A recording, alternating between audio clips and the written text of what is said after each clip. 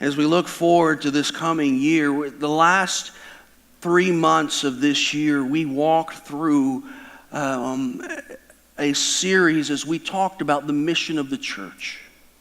We talked about the mission of our church. We talked about the values of our church. We talked about the measures, how we measure whether we are becoming what our mission statement is. And can we say our mission statement together? I know you know it. In fact, this is so funny. Last night, my 2 youngest daughters were having a contest to see who could say it the who could say it the fastest, and they got very heated and angry at some points. But we're going to say it. We're not going to say it angry this morning. If you're visiting with us and you don't know what it is, just listen up. And I still have my wristband. I haven't taken this thing off since I put it on. I think maybe it came off one time. But let's say our mission statement together. Can we do it? 1, 2, 3. Helping broken people become spirit-filled followers of Jesus who help broken people. That is our mission statement. Helping broken people become spirit-filled followers of Jesus who help broken people. That is the direction we are going as a church. And so we have talked about that. And so this month, in the month of January, we're going to be answering what exactly that means. We've talked about the mission of the church, but now we're going to begin to talk about the vision of the church. We know what the direction we're supposed to be headed, but now is, what does that mean for us?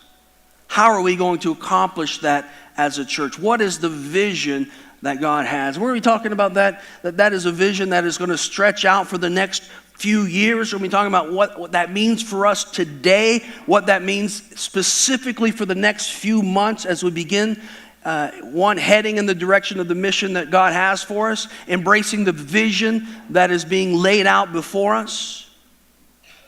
A fresh vision that'll take us through the next few years as a church body, as a church family, where we'll be able to answer the what. What are we going to do to help broken people become spirit-filled followers of Jesus who help broken people?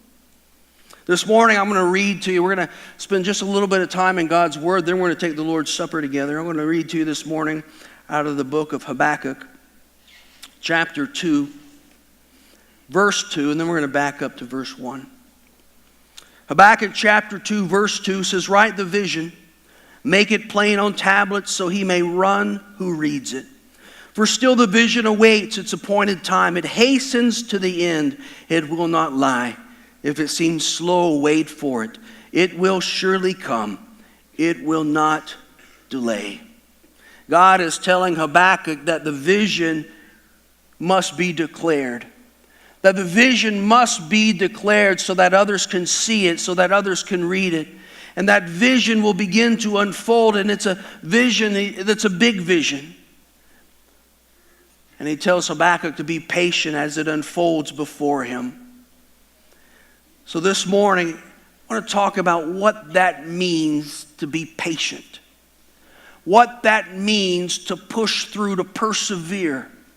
So the question we're going to answer this morning is how can I persevere in 2017? How can I persevere through 2017? So in Habakkuk chapter 2, verse 2, God lays out and he says, take the vision, make it plain, write it on tablets, run with it, wait for it, it's coming. But in verse 1 we read this: "I will take my stand at my watchpost and station myself on the tower and look out to see what he will say to me." Habakkuk has gone through with a list of things he is upset about. Mainly because evil people are prospering. God's people are turning away from God. Even though there's reforms during that time, people have turned away. And Habakkuk is looking at this and he's saying the people of God are turning away, and yet those that are evil seem to be prospering. Habakkuk thinks he knows exactly how things should be. He knows so well, he thinks, that he's going to wait for God to tell him, but he said, I already know what the answer is. Lord, and if you can't answer it, I'm going to tell you what it is. So in 2017, number one, I will position myself to hear from God. In 2017, I will position myself so that I can hear from God. When Habakkuk tells God, I will take my stand at my watchpost and station myself on the tower and look out to see what he will say to me. Habakkuk had to wait on God. He had taken his petition to God and he sat back and he said, Lord, what is your response to that? And he says, I'm going to stand at my watchpost. I'm going to station myself. A crucial part of hearing from God for a prophet is the waiting. Even a prophet of God like Habakkuk cannot make God speak to him. He cannot force God to reveal himself. He cannot make God do what God is not going to do. A prophet simply stood, waited until he heard the voice of God. And so you and I have to wait until we hear the voice of God. Now Habakkuk says that I will stand at my watchpost and station myself. And you get this great visual of going up to a watchtower. Maybe stationing yourself on a wall, looking out across the land to see what is coming on the other side. Maybe an easier way to think of it is when he says, I will station myself. You know what a train station is, right? I mean, we don't really use train stations anymore, but maybe we could talk about maybe an airport terminal. It's the same idea. You go there and you wait. Now, does it matter if you don't want to wait? Do you get to go up to the counter there at the airport terminal or the train station and go, you know what? I am tired of waiting. I need the plane here now. What is that going to get you? Oh, yes, sir. Yes, ma'am. We'll get the plane here immediately just for you. Or do you just have to wait? So when Habakkuk says, I will station myself, he says, I'm going to put myself in a position where I can stand here and wait until I hear from you. Because that's all you can do. That's all you can do is put yourself in a posture. Put yourself in a position to where you must stand and wait on him. It doesn't matter if you get anxious. It doesn't matter if you're in a hurry. It doesn't matter if you think God should answer you before anyone else. You have to station yourself and wait to hear from God. Because being anxious doesn't help anything. You just have to wait on him. That's why the 9th Psalm in verse 10 says, and those who know your name put their trust in you. For you, O Lord, have not forsaken those who seek you. You position yourself to hear from him. You wait patiently for his response. So in 2017, I'll position myself to hear from God. And in 2017, number 2, I will push through to receive from God.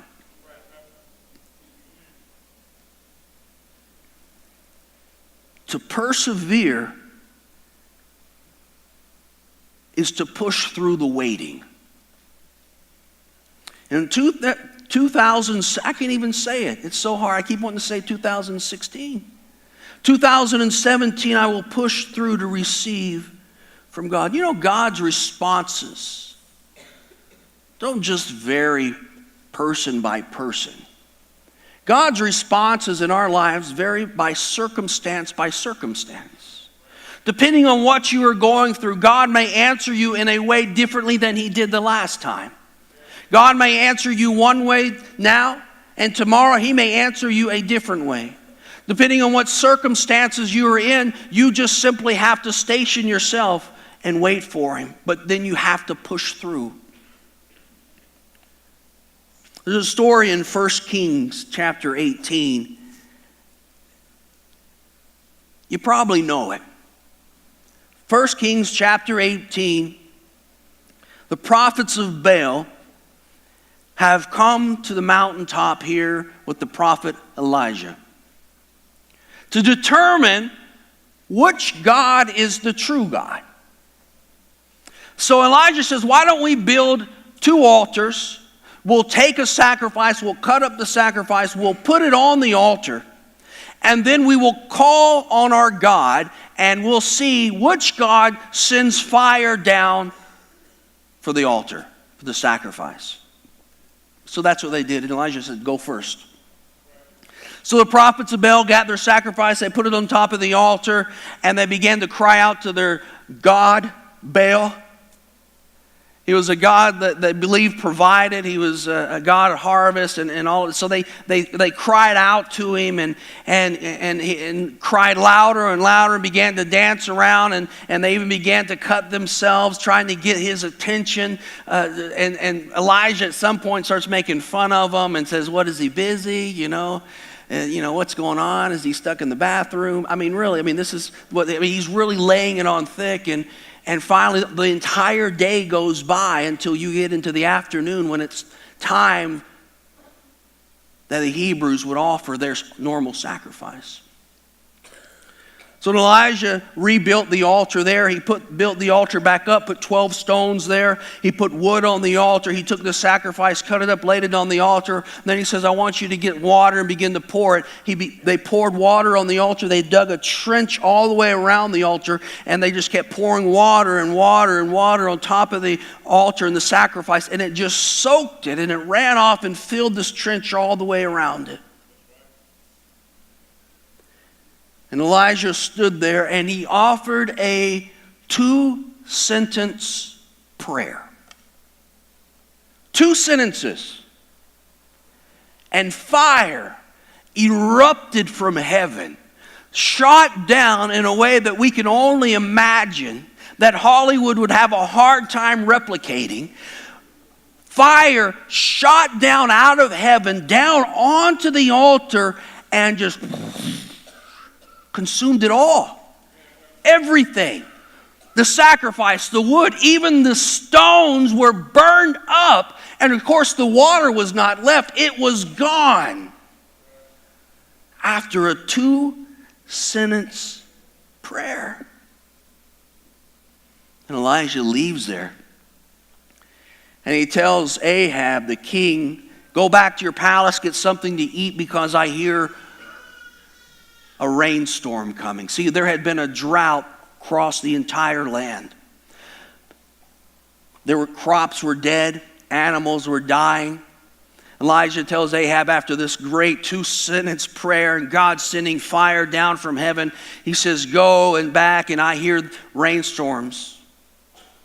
He goes to Mount Carmel and he tells his servant, "Go up and look out towards the sea and tell me what you see."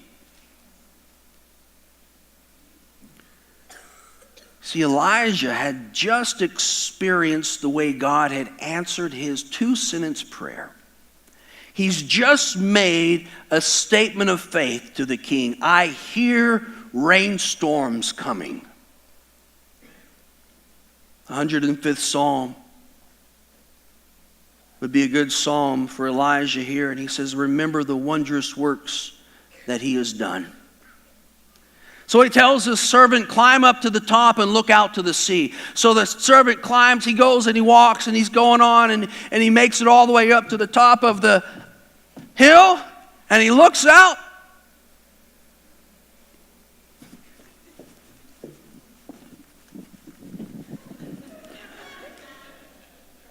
There's nothing. "Go again." "Okay."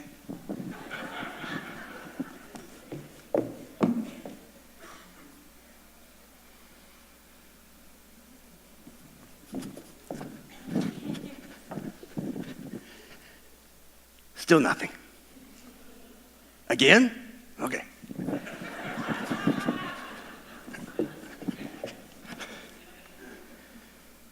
Really gonna look this time? Yeah, nope, that's not anything. Nope, that's a bird. Nope.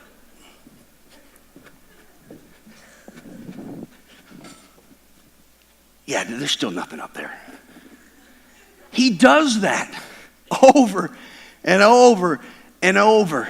I mean, can you imagine, maybe on the 6th time, he's just gone on and on, up and down, up and down, up and down. And Elijah says, "Keep going back, keep going back."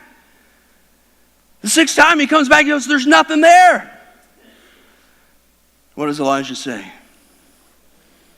Go back and look. You know this servant. Come on. Maybe you would have greater faith. I mean, he's just called down fire from heaven. But the servant's got to be thinking, how many times am I going to have to go up here? There's nothing there. Go look. So the servant pushes through. Because sometimes we have to push through that which is hard to receive that which is good from God. 7 times he made his way to the top of that mountain. As Ephesians 3:20 says, now to him who is able to do immeasurably more than all we ask or imagine, according to his power that is at work within us. The servant had to push through to receive from God what God had promised. And then he looks up on that 7th time. And he looks out over the sea. And does he see this great big thunderstorm rolling towards the coast? Or does he look out and it says he sees a cloud about the size of a man's hand? Yeah, that's a cloud. Not a very big cloud. He goes back, I see a cloud about the size of a hand. In 2017, I will persevere to trust in God.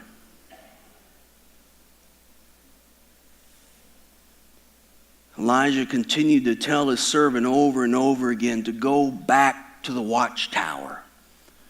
Go back and station yourself. Wait to see what God has done. I don't know if the servant should have gone up there and just waited. I kind of think he would have saved himself a lot of energy, a lot of sore muscles, a whole lot of up and down, had the servant just gone and stood there and stationed himself there and waited for God instead of running back and forth to Elijah. He looked, and it was a small cloud. The drought was horrific. The animals were dying. The crops were lost. The sand, the dirt just blew everywhere. Nothing was alive. And all that was out there was this small cloud the size of a man's hand. If that cloud began to produce rain, that wouldn't be nearly enough. It would burn up before it even hit the ground. Surely that's not enough. I mean, do you think if anybody had saw that same cloud, looked out over that sea and saw a cloud, would they have thought the drought is over?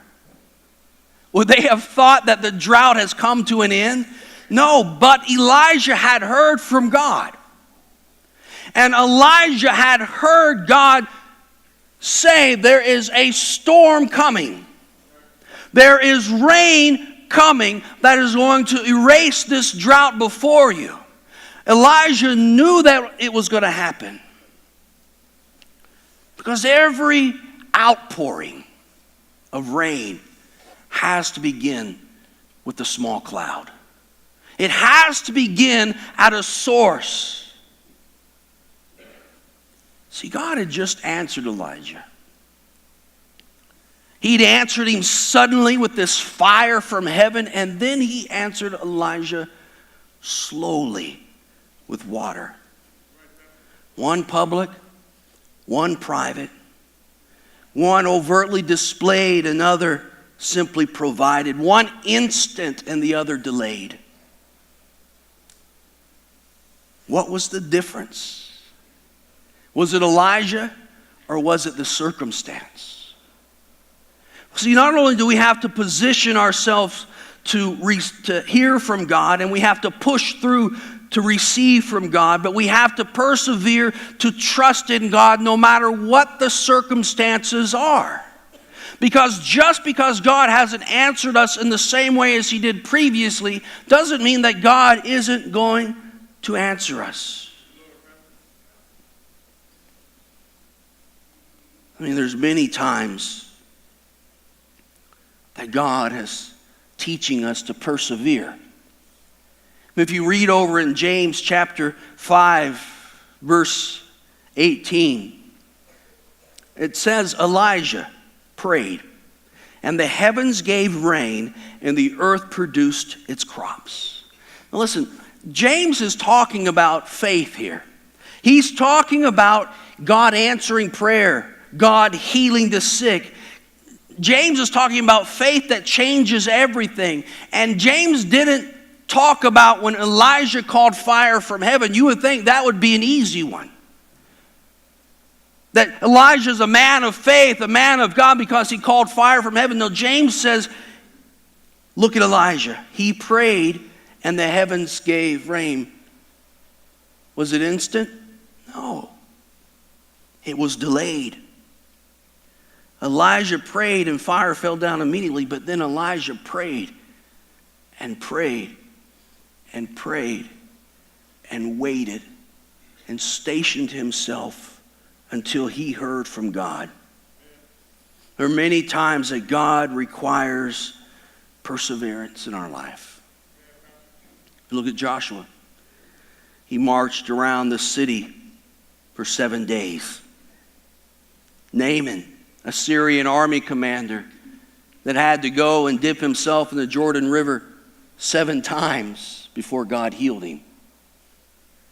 You look at Jacob, who had to serve 7 years before he received his bride Rachel. Can God do it instantly? Yeah. He can. He does. But sometimes we simply have to persevere, to push through. Jesus could have healed Lazarus, but instead, He raised him from the dead. God could have allowed David to become king immediately upon anointing him, but He had David wait 15 years. God could have released Joseph immediately upon he was committed to prison, but God waited 10 years before Joseph was set free. God could have given Abraham his promised son when he was still a young man and everything seemed possible, but He waited until he was 100 and it seemed impossible. In 2017, you will position yourself to hear from God. You will push through to receive from God. And you will persevere and trust in God.